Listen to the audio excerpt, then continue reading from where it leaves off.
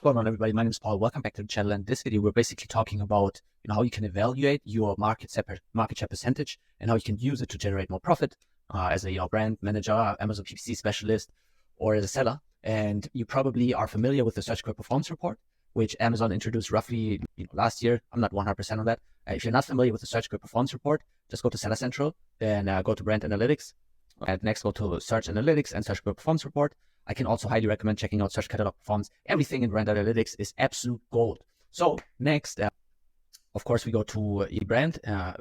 We start at the brand view. Now you basically, of course, select the country that you want the report to fetch from. And now, a couple of things. Number one, we can obviously select down between the brands and select the reporting range. So weekly, monthly, quarterly, and then we can select the week.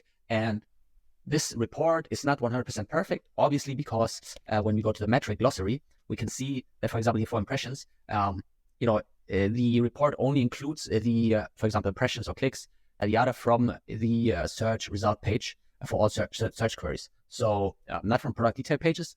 And yeah, we just have to take that into consideration. And it's also the top 100 search terms. Of course, there are more than 100 search terms, and those will not be included. And that's just important to be aware of. So, but it's the best, market share analysis that we have. And it basically allows you to, either as a service provider or as a seller, evaluate if you see, sales going up or going down, or traffic going up or going down, to evaluate, is it due to losing market share, or is it due to the demand in the market going down? Because we could see, number one, of course, on brand level and on ASIN level, okay, is the search volume for the top 100 search terms going up or going down?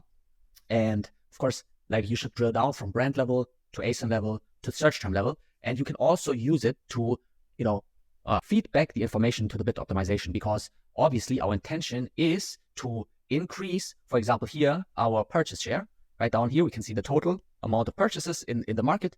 And that's basically the pie in the market. And we can see our, count. And obviously then we can calculate the percentage. But again, this is only for the top 100 search terms. Our intention, obviously, is it to increase the share of total purchases while keeping CAC relatively stable, or not decreasing profit margins, because it's just throughput, right? At the end of the day, it just comes down to increasing impressions or traffic onto the listing while keeping the throughput. The throughput is basically just the ratios, meaning the click-through rate and conversion rate, stable. And obviously that will lead to more, more sales under the bottom line. It's not rocket science at the end of the day.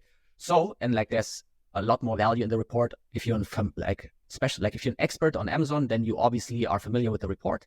But for example, we can also benchmark our click-through rate compared to the market, and our add to cart rate and conversion rate compared to the market, and that kind of gives you a good gauge. But you have to take it with a grain of salt, because it's only impressions or metrics from the search page, and yeah, it's only for the top 100 search terms. So the limitation that we previously had was that obviously we want to look at the data on brand level and on ASIN level, and for monthly time period, weekly, and quarterly.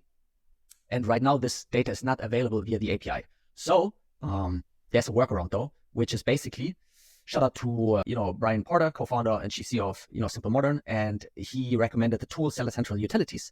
And I mean, credit where credit is due.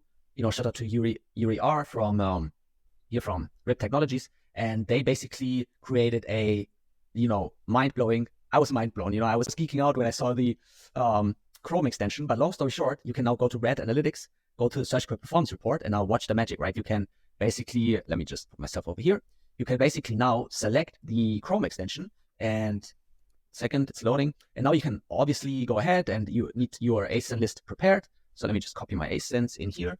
Oh, now next, you basically can insert your ASINs into the sidebar of the Chrome extension, select your marketplace, and now you can go ahead, select weekly. I would go ahead for one CSV for all ASINs. It's just easier when you report via Google Sheets for the formulas to work. And then you select the weeks, and now watch the magic. And it's basically downloading all of the reports automatically for you, which is a huge time saver. And now you can basically streamline the reporting when it comes to Search Query Performance to Search Query Performance, reporting. And again, we already talked about what the purpose of this report is for, and but also its limitations. And we just have to be aware of those limitations, because if you're an experienced Amazon PPC specialist, that data integrity is kind of an issue on Amazon right now, but that's not the purpose of this video. And then you can basically evaluate.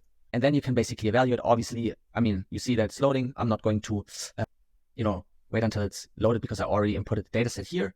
And then you get the data set outputted like this, and then you can go ahead and basically use the week num formula, select the date here, boom, and then you get the, the week and the month, and you just copy the sheet here. And then I will link the sheet down below, free of use. You don't have to put your email, and then you can just evaluate the metrics per ASIN. So obviously you should do this on account, like a brand level as well, and monthly as well as weekly. And I mean, I've just blurred out the ASIN, but you can then evaluate it per ASIN and initiate contingencies. So there's enough content on this channel, like what contingencies you should initiate. But for example, one limitation is our ASIN count for impressions here is 14,739. Not to be like, the devil's advocate, but this is not really truly 100% accurate. So if we go to the advertising console, just put myself here, and we select the time frame for the same period, then we can see that one second, it's loading. Then we can see that the impression count is way off, and it just is what it is. We have to take it with a grain of salt or escalate the ticket to Amazon. We just have to keep holding Amazon accountable because, I mean, that's not good, right? We can also benchmark clicks, 909. And obviously in here we have like sponsored display as well. Sponsored brands is not included in the product section. So obviously sponsored display is not being shown on the, on the search page. So that could be a factor. But like, long story short, now we can practice week over week. And for example, if you're a service provider and your client is, on your air, for example, I don't know, sales are down or whatever, you can basically answer that question, right? You can say, okay, look, dear client, like the search volume is up week over week, and our ASIN, like our ASIN count for purchases is 2, but like our share compared to the market is down.